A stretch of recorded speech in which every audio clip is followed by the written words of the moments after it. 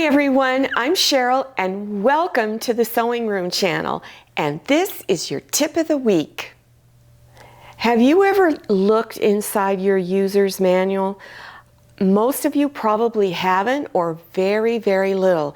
You would be surprised what good information is inside. Now, I'm not going to go over every little thing. I'm just going to highlight a few things that you probably are not aware of. If you're having problems threading your machine, or you don't know what all of these buttons mean, all you have to do is look at it's within the first few pages of your user's manual, and it shows where all the little buttons are, and it identifies them over here. Now also, I'm going to move this over, Mr. Cameraman, and it also shows you the extra tools that come with it. Have you been confused as to which presser foot is used for which function? All of the presser feet will be listed in your user's manual. All of your presser feet, occasionally I find one that does not have an identifying number on it, but they all should have a letter. It'll either say A or B, S, whatever. It'll have all of these numbers. Over here, and this, by the way, is showing you the back side of it and the front side of it. And sometimes it's explained why it's designed the way it is. And it'll tell you what you can use it for. Now I'm going to move it over. Here are some more. Now, believe it or not, this little funky looking thing here is my buttonhole attachment. I've never used this one because it's too complicated, and I go to my other machine that I have to do buttonholes. If you have a computerized sewing machine, you probably have a lot of stitches on it. Even mechanical machines now are getting a lot of stitches, and you're not quite sure how to use them. In your book, it will show the stitch.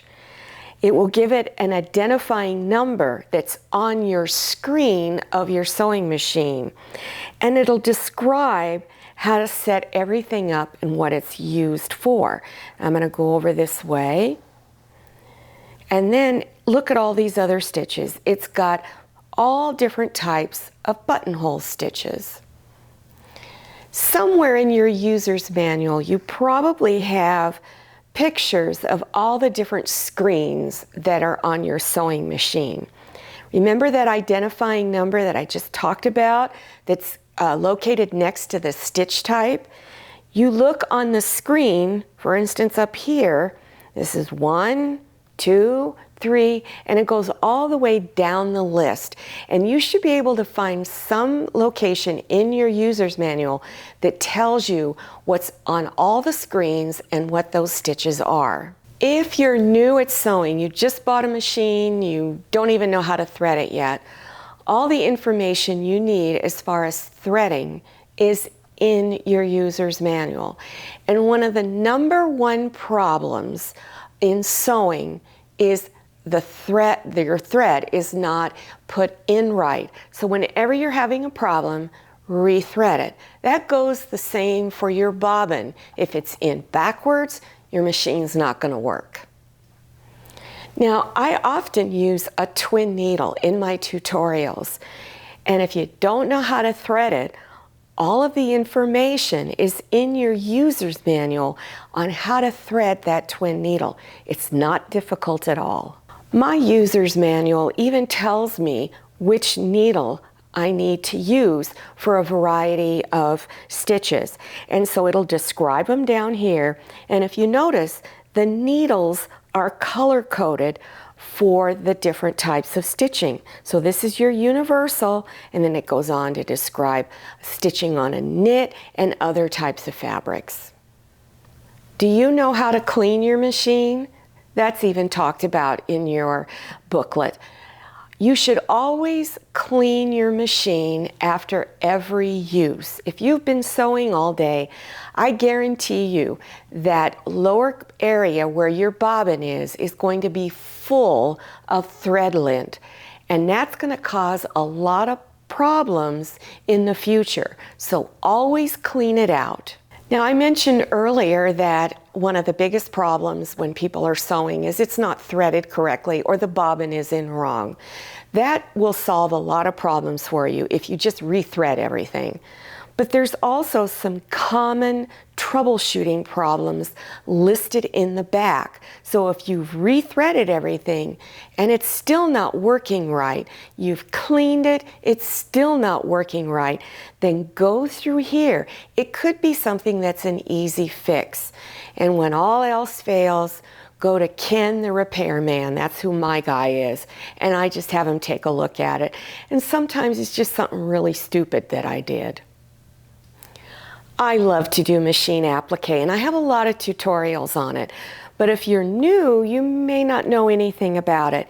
Machine applique is taking some background fabric, let's say it's white, and you want to put a flower on it. And you lay some other fabric on top, and you stitch around the edges. Now that's just a quick summary. There's a little more detail to putting an applique on than just that. But here are some samples of ones that I've done. And what I'm going to talk about now is your applique stitches. And those are the stitches that go around your design, whichever one of these you're working on. There's some stitches that hold it down. Usually they're very decorative. The thread doesn't always match your fabric. It's just mainly there to look very decorative. So you can use the same color of thread or a completely different color of thread to help your design stand out. There are several ways that you can prepare your fabric to be placed onto your background fabric.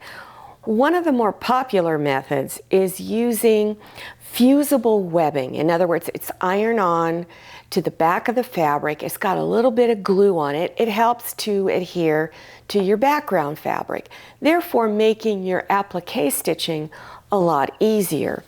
And the applique paper, I've already cut some out, looks like this. Most of them come with blue grid lines or yellow, a variety of colors. This helps you to draw your design on it. And then on the back is some plain paper, and in between the two layers of paper is a thin layer of glue. Now there's a process you go through to put it on. Now if you want to learn how to do that, I'm going to have some links listed below your YouTube screen on how to go into that.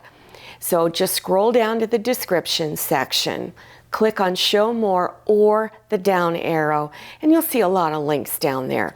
Now it's not the only way to do it. There are many other ways.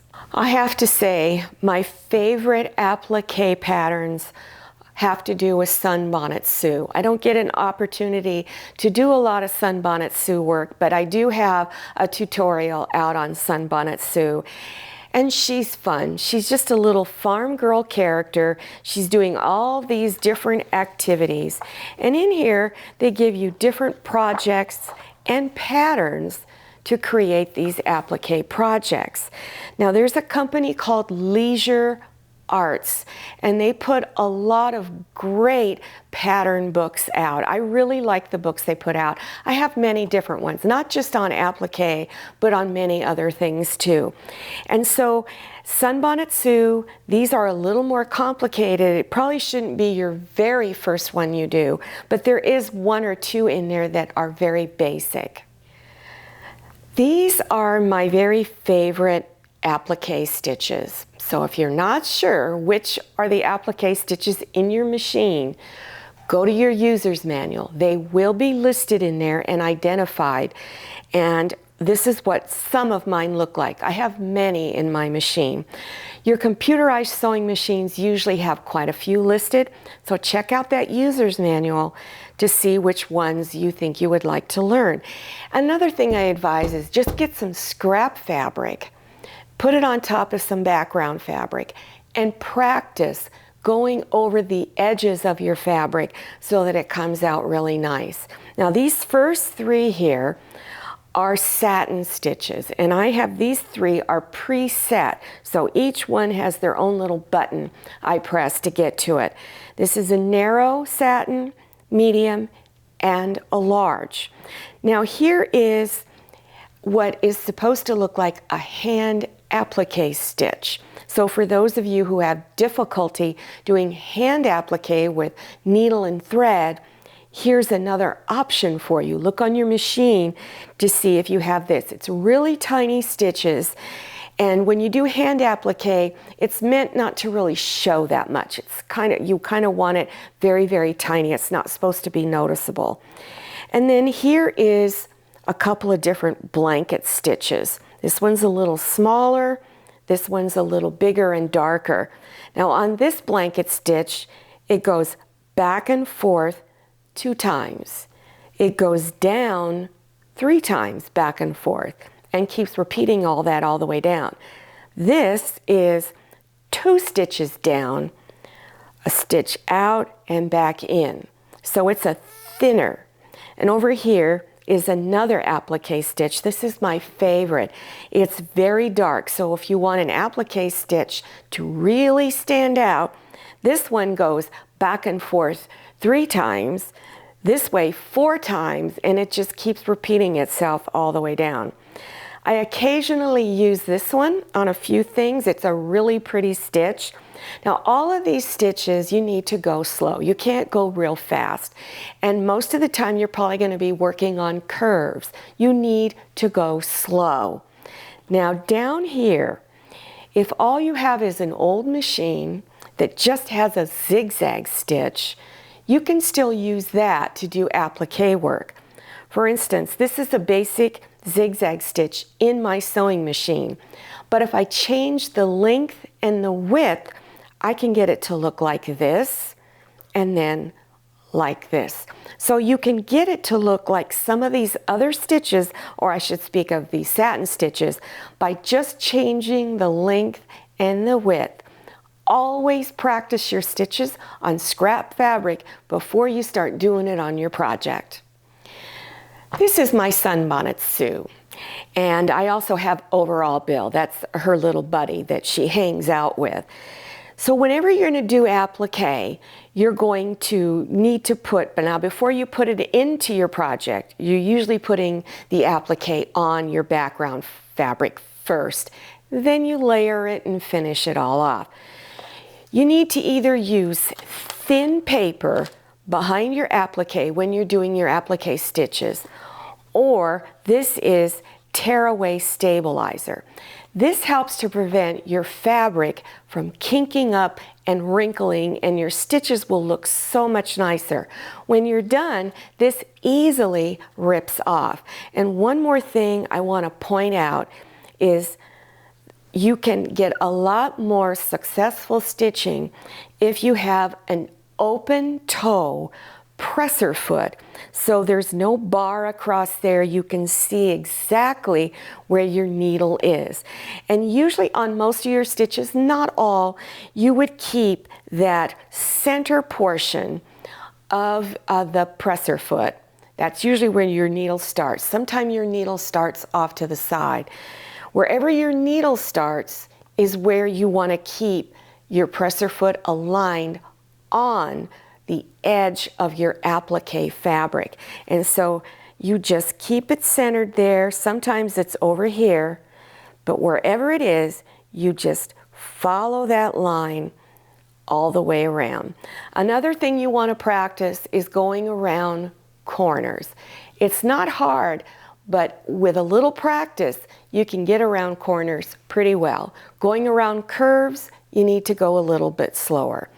One other thing I give you advice on when you're doing applique stitching is, on many of your computerized sewing machines, you can set the needle to either land down or land up every time you stop stitching. So the moment you lift your foot off of your foot pedal, your needle is going to stop either in the down or the up position. When I do applique, I leave it in the down position, so it's easy to just keep turning it without having to readjust the placement of your fabric.